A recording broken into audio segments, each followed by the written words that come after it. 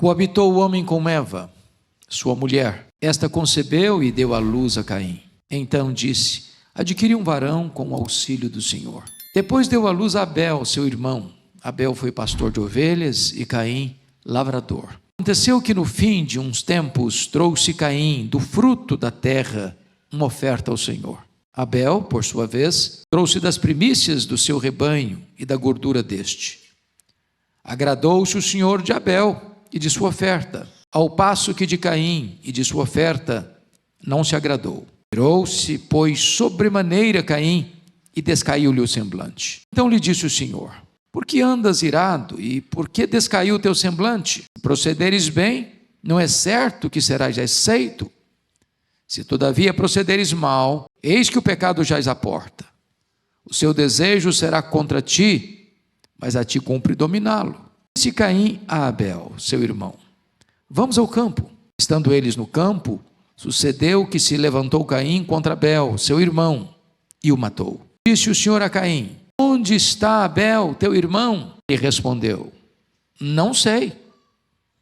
Acaso sou eu tutor de meu irmão? Disse Deus: que fizeste? A voz do sangue de teu irmão clama da terra a mim. És agora, pois, maldito por sobre a terra, cuja boca se abriu para receber de tuas mãos o sangue de teu irmão.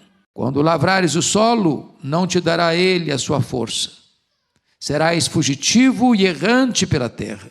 Então disse Caim ao Senhor: é tamanho o meu castigo que já não posso suportá-lo. Eis que hoje me lanças da face da terra, e da tua presença hei de esconder-me. Serei fugitivo e errante pela terra. Comigo se encontrar, me matará. O Senhor, porém, lhe disse: assim qualquer que matar a Caim será vingado 7 vezes. E pôs o Senhor um sinal em Caim, para que o não ferisse de morte quem quer que o encontrasse.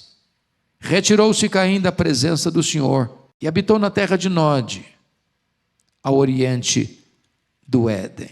O tema que eu quero tratar com os irmãos nesta noite é: cuidado com os seus sentimentos. Cuidado com os seus sentimentos. Matthew Henry, ilustre comentarista bíblico, disse que neste capítulo, neste episódio, nós temos o mundo e a igreja dentro de uma mesma família. Nós temos Caim e temos uma mesma família. Esse texto é soleníssimo, porque ele alerta a você e a mim que o nosso maior problema não está fora de nós, está dentro de nós. O nosso maior inimigo não é o outro, somos nós mesmos. No capítulo 3, nós percebemos que Adão e Eva são vencidos pelo diabo, mas neste capítulo, Caim é vencido pela carne. No capítulo 3, Eva é seduzida a pecar, mas no capítulo 4, Caim não aceitou ser dissuadido do seu pecado, nem mesmo por Deus. Na verdade, ele não vai confessar o pecado, nem vai aceitar a disciplina divina. Eu queria então tratar desse assunto com os meus irmãos à luz desse texto, trazendo aqui algumas lições muito importantes para a nossa reflexão. Primeira lição do texto: temos que ter cuidado com os nossos sentimentos, porque eles são muito perigosos e eles transpiram dentro da família. Esse texto, meus irmãos, é uma refutação clara de uma filosofia muito popular nos nossos dias, já estabelecida por John Locke. Vejam vocês, John Locke dizia que o homem é uma tábua rasa, uma folha em branco. O homem é produto do meio. Mas vejam comigo, que Abel e Caim não tinham um meio corrompido, maligno, para atingi-los. Não tinha violência, não tinha tráfico de drogas, não tinha injustiça social, não tinha descalabro de costumes. Na verdade, Caim e Abel não tinham avós, não tinha tios, não tinha primos, não tinha sobrinhos, não tinha amigos, não tinha inimigos, não tinha poluição sonora, não tinha poluição ambiental, não tinha desemprego, não tinha violência urbana, não tinha sociedade promíscua. Mas o mal estava no coração de Caim. O problema está dentro dele. Ele transforma o seu lar numa arena de ciúmes, num ringue de hostilidade. As causas do desastre da família não estavam do lado de fora, estavam do lado de dentro. Então cai por terra essa ideia de que o homem é uma folha em branco, uma tábua rasa, produto do meio. Isso retrata para nós a malignidade do pecado. Em segundo lugar, a família de Adão e Eva prova que nem todos sabem lidar com os sentimentos. Notem vocês que Caim e Abel nascem de um mesmo tronco. São filhos dos mesmos pais, pai e mãe. Eles recebem as mesmas instruções. Eles sugam o mesmo leite materno. Eles vivem no mesmo ambiente. Eles escutam as mesmas histórias. Entretanto, diz 1 João 3,12, que Caim era do maligno e Abel era um homem temente a Deus. Caim era um hipócrita e Abel era um homem temente a Deus. Caim tinha uma falsa religião, Abel tinha uma religião verdadeira. Abel adorava a Deus, Caim concorria com seu irmão. Notem que esses dois irmãos nascem na mesma casa, mas eles crescem de forma diferente, eles têm vocação diferente, eles têm religiões diferentes. A religião de Abel era verdadeira, a de Caim era falsa. O que é curioso é que quando os meninos nascem, nasce o Caim, o primogênito, e recebe o nome possessão, ou adquirido por Deus. Esperança dos pais está ali, talvez até pensando que já era o cumprimento da promessa do Messias. Quando nasce Abel, dá-lhe o nome de sopro, ou vaidade, passageiro. Quando dão o nome de Caim, os pais estão dando um nome pomposo, cheio de esperança, cheio de expectativa, mas dar nome bonito aos filhos não é tudo, não é tudo. Não basta dar nomes bonitos aos filhos, preciso forjar neles o caráter de Cristo, instruí-los na verdade. Então vejam vocês que nesse lar havia prática religiosa. E onde eles aprenderam isso? Com os pais, que não tinham outros instrutores. Ambos se apresentam para adorar a Deus. Está escrito isso. Versículo 3. Aconteceu que no fim de uns tempos trouxe Caim do fruto da terra uma oferta ao Senhor. Abel, por sua vez, trouxe das primícias do seu rebanho e da gordura deste. Então, ambos se apresentam para adorar.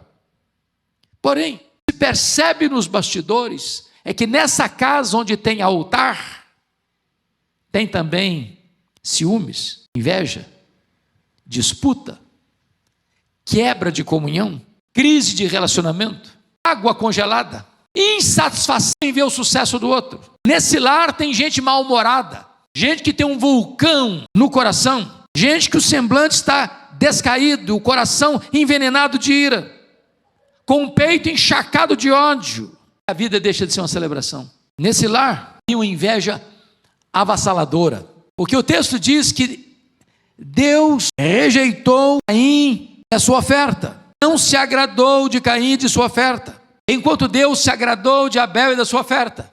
E aqui entra uma disputa de Caim, e diz o texto que ele fica irado, e não é só irado, versículo 5 diz que irou-se sobremaneira, e descaiu o seu semblante. Notem vocês que nós chamamos isso de inveja.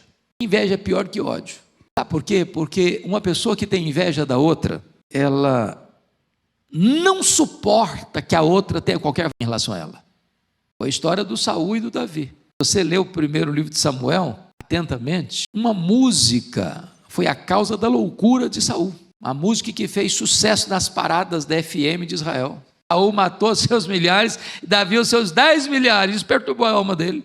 Nunca mais ele teve saúde emocional, nunca mais. Porque na cabeça do Saul, ninguém podia ser mais prestigiado do que ele. O invejoso, ele quer não o que o outro tem. O invejoso não quer que o outro tenha. O problema do irmão do pródigo.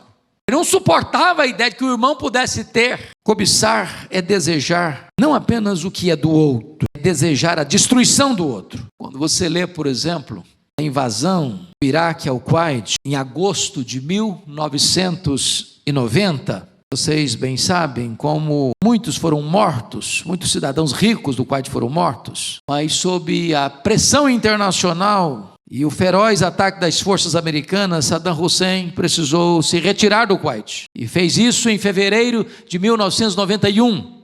menos de um ano depois. Mas antes de Saddam Hussein sair do Kuwait, ele ateou fogo aos poços de petróleo, dos quais já não podia usufruir. Já que eu não vou usufruir, que ninguém usufrua. Já viu isso em crimes passionais? Se você não for minha mulher, mulher de ninguém você vai ser mais, então mata. Você terminou o meu namoro comigo? Então morre. Não é meu, não é minha, não é meu, então não vai ser de mais ninguém. É por isso que a Bíblia vai dizer lá em 1 de João 3,12 que o Caim era filho do maligno. Ele era do maligno. Que o maligno é destruidor. Ele não suporta o sucesso do outro. Ele não suporta ver o bem do outro. Ele não suporta que o outro seja na frente dele. Essa é a famosa lenda da cobra e do vagalume. A cobra começou a perseguir o vagalume. O vagalume pulando aqui para ali, dali para acolá, tentando se livrar do ataque feroz da cobra. Cansado de tanto fugir, o vagalume para e pergunta para a cobra assim: bom, antes de ser destruído, eu posso fazer pelo menos 3 perguntas? A cobra diz: tá bom, faço concessão, vamos lá. Primeira pergunta: eu te fiz algum mal para você estar me perseguindo? A cobra diz: não, você não fez mal nenhum para mim, não. Segunda pergunta: eu faço parte da sua cadeia de alimentação para você estar me perseguindo? A cobra diz: não, você não faz parte da minha cadeia de alimentação também não. Terceira pergunta: então por que você quer me destruir? A cobra respondeu: porque eu não tolero ver você brilhar. Eu não tolero ver você brilhar. Esse é o ciumento. Uma doença terrível, é um pecado terrível. Em segundo lugar, irmão, segunda lição do texto. Os sentimentos perigosos, eles são tão sutis, e por isso temos que ter cuidado com eles, que eles transpiram até na hora da adoração. E a adoração é a maior prioridade da nossa vida. Não é missões que é a maior prioridade da vida, é adoração. Porque missões acontecem para que todos os povos adorem a Deus. O fim último não é o homem, é Deus. É a glória de Deus. O fim principal do homem é glorificar a Deus e gozá-lo para sempre. E a missão mais nobre do homem, mais importante do homem é a adoração. Mas notem, que antes de Deus aceitar a nossa adoração, Ele precisa aceitar a nossa vida. Não tem desempenho. Não é quão brilhante você foi no palco. Não é quão afinado você cantou. Não é quão generosa foi a oferta que você depositou. Não é quão eloquente foi o sermão que você pregou. Deus requer primeiro vida. E vejam vocês que o texto diz graficamente que primeiro Deus agradou-se de Abel e depois Deus agradou-se da oferta de Abel. Primeiro Deus rejeitou Caim e depois Deus rejeitou a oferta de Caim. É um pacote, um conjunto. A vida vai primeiro que a oferta. É a essência da oferta. Por isso que a Bíblia diz lá em Provérbios 27 que o sacrifício do ímpio é abominação para Deus. É nesse sentido também que Jesus Cristo disse que Deus é espírito e importa que os seus adoradores o adorem. E note você que espírito aí não é com letra maiúscula, é com letra minúscula. Quando o texto diz adorar em verdade, significa, em espírito significa de todo o seu coração, sinceramente, não de forma hipócrita. E em verdade significa que o seu culto tem que ser bíblico, de acordo com as próprias prescrições divinas. Eu não tenho autorização para adorar a Deus do meu jeito, do meu modo, da minha maneira, do jeito que eu quero ou gosto, ou da maneira que as pessoas querem traçar, ou ensinar, ou orientar. Não, Deus estabeleceu na sua palavra a maneira como Ele quer ser adorado. E se você perceber, a vida de Caim desmente a sua oferta por algumas razões. Primeiro, 1 de João 3,12 diz que ele era do maligno, e por isso assassinou seu irmão. Então, maligno não adora. Filho do maligno não adora. Mata. Segundo, versículo 5, ele está mal-humorado. Mal-humorado. O centro da vida dele é ele mesmo. Terceiro, ele está muito irado, excessivamente irado. Sabe o que a Bíblia diz? Irai-vos e não pequeis. Não se deixe pôr o sol sobre a vossa ira e nem deis lugar ao diabo.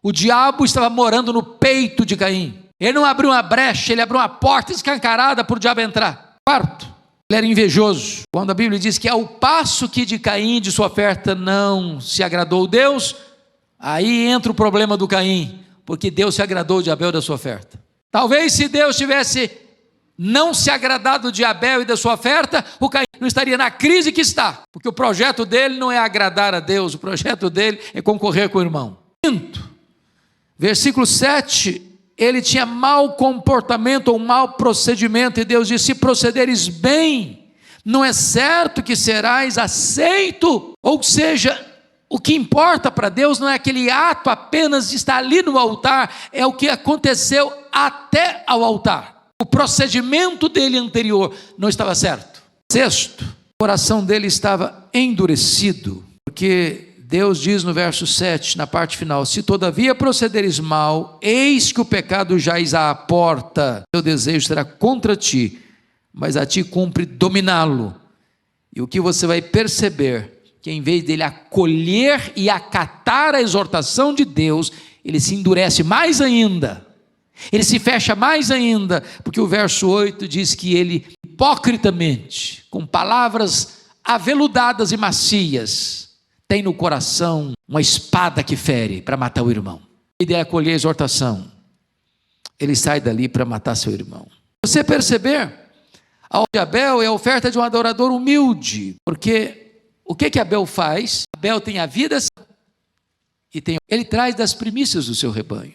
Certamente Adão e Eva já tinham contado para eles, os filhos, de como Deus os vestira no Éden. O animal foi sacrificado, sangue foi derramado, para que eles fossem convenientemente vestidos. Deus fez peles, roupas de peles de animais, e aquilo não é apenas uma roupa mais chique do que folhas, duradoura do que folhas. Ali estava a base, a semente, o germe, o nascedouro da doutrina da expiação, que o inocente tem que morrer, o sangue tem que ser derramado, para que o pecador seja coberto, porque sem derramamento de sangue não há remissão de pecados. Quando Abel traz as primícias do seu rebanho, ele está reconhecendo que a forma que Deus queria ser adorada já estava estabelecida desde o princípio.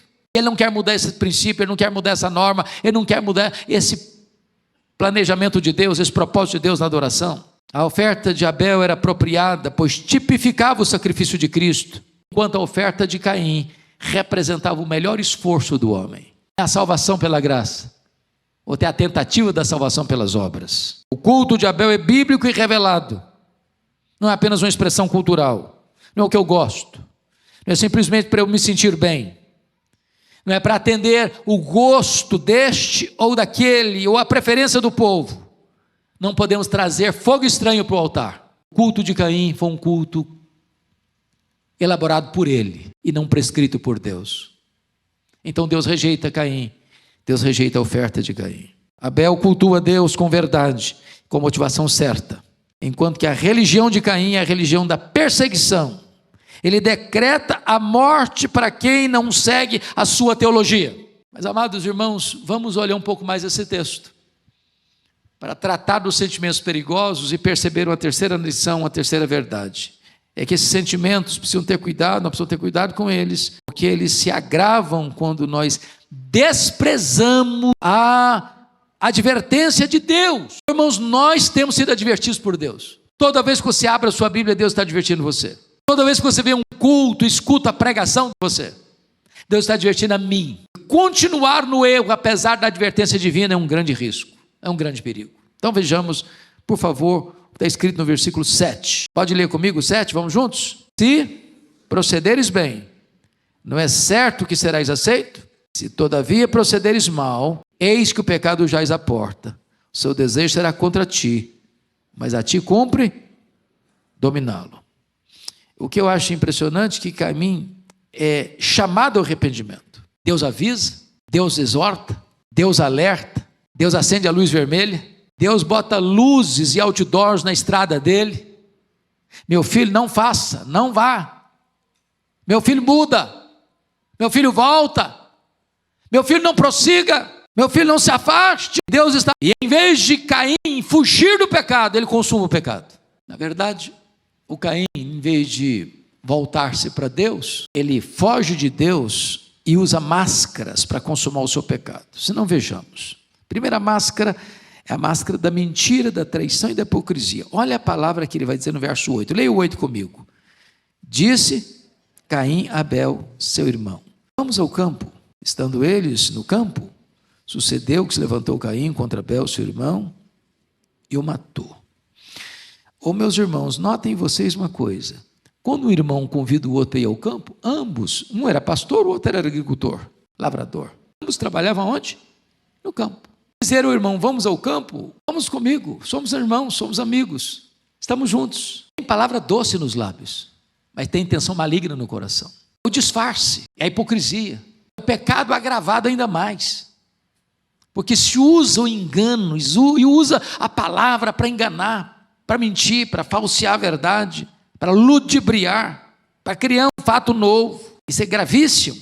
Notem que ele está odiando Abel, não porque Abel praticou o mal contra ele, porque Abel praticou o bem. Ele não está querendo matar o Abel porque o Abel está errado. Ele está querendo matar o Abel porque o Abel está certo. O que incomoda o Caim não são as virtudes do Abel, não são os defeitos do Abel, são as virtudes do Abel.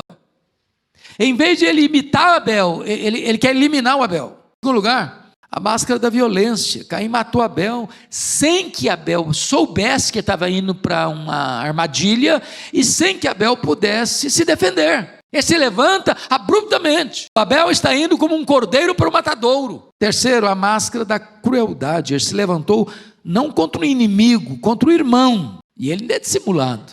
Porque sabe o que é curioso? Ele matou no campo.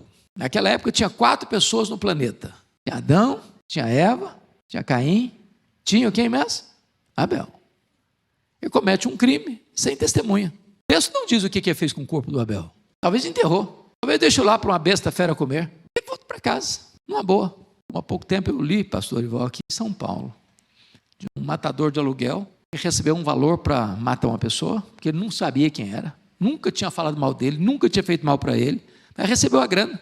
Chegou lá, deu 5 tiros na pessoa, foi para casa, tomou um banho, jantou, dormiu. Não há culpa, nenhum drama de consciência. E agora diz o texto que Deus do céu troveja os ouvidos de... Onde está teu irmão Abel? Cadê o cara? Ah, mas eu não sei. Ué, cadê o homem? Ele é adulto, sou tutor dele não. Testemunha, queima de arquivo. E aqueles pecados que são feitos jeitosamente, no escuro, no anonimato, longe das vistas humanas, não podem ser escondidos de Deus. Deus viu Adão e Eva comerem do fruto. Deus viu o Caim assassinando Abel. Deus viu Acã roubando os objetos proibidos em Jericó. Deus viu Davi na cama do adultério. Deus viu o Davi mandando matar Urias. Deus viu, Deus vê, Deus sabe, Deus conhece. E por isso, esses pecados não podem ser o quê? Encobertos. E eu quero concluir dizendo para você que a maldição do pecado é um terrível peso sobre o transgressor. Você pode ler comigo aí o versículo número 13, por gentileza? Vamos juntos? Então disse Caim ao Senhor: é tamanho o meu castigo que já não posso suportá-lo. Vejam vocês que nenhum arrependimento. Ele está preocupado com quem aqui? Com ele mesmo. Se ficasse só, é tamanho o meu pecado, ai de mim, porque eu sou um pecador miserável. Mas Deus é justo no seu falar, puro no seu julgar. Não. É muito grande o meu pecado, porque eu agora estou em rescate. Nenhuma culpa, nenhum pesar. Preste atenção nisso. O pecado gera maldição, está no versículo 11. És agora, pois, maldito. Veja você, em segundo lugar, que o pecado produz uma desinstalação, no versículo 12. Quando lavrares o solo, não te dará ele a sua força, serás fugitivo e serás errante pela terra. O pecado oprime, é um peso, é tamanho o meu castigo. E mais, notem você, ele não vai ficar livre nunca dessa culpa, porque o verso 15 diz: o Senhor, porém, lhe disse: assim qualquer que matar Caim será vingado 10 vezes, e pôs o Senhor um sinal em Caim. Eu não sei que sinal é esse, e a Bíblia não revelou. Poucos dias o pastor vai pregar um sermão aqui, Deuteronômio 29, é o seguinte: o que está revelado é para nós, o que não está, deixa com Deus. A gente não conhece nem o que está revelado, para que fiquem especulando o que não está revelado? Que marca essa eu não sei, mas era uma marca, e eu acho que toda vez que Caim olhar para a marca, eu pequei. Toda vez que eu olhar para a marca, eu matei meu irmão. Mais do que isso, veja comigo aí, por gentileza. Ele é banido da presença de Deus. Versículo 16: retirou-se Caim de onde? Da presença de Deus. Meus irmãos, o único lugar que nós não podemos nos retirar é da presença de Deus. Você pode morar num deserto, você está na presença de Deus, você está seguro. Você pode morar num buraco, você está na presença de Deus, está seguro. Os cristãos primitivos lá em Roma moravam nas catacumbas de Roma, túneis subterrâneos, sem luz, sem ar fresco, mas eles estavam na presença de Deus. Mas eu quero concluir, irmãos, dizendo que o pecado é tão grave que ele é uma lavoura maldita para amanhã também. Olha o verso 23 comigo. Vamos ver os descendentes de Caim, o que vai acontecer lá no verso 23. E disse, vamos juntos, disse Lameque às suas esposas, Ada e Zilá, ouvi-me, vós mulheres de Lameque, escutai o que passa a dizer-vos. Matei um homem porque ele me feriu, e um rapaz porque me pisou. O cara vai se tornar bígamo, daqui começa também a poligamia, a destruição da estrutura familiar, conforme Deus a estabeleceu. Que um camarada diz, não gostei de você, eu te mato. Pisou no meu pé, eu te mato. A vida vai perdendo o valor e o significado. É só a partir de 7 que as pessoas vão começar a andar com Deus. Eu concluo dizendo o seguinte a você: nós temos que tomar cuidado com os nossos sentimentos, porque isso não apenas atinge a nós, isso atinge a nossa descendência. Nós estamos fazendo uma semeadura. Isso vai atingir os nossos filhos, as gerações pósteras. Essa é a realidade que a Bíblia nos apresenta.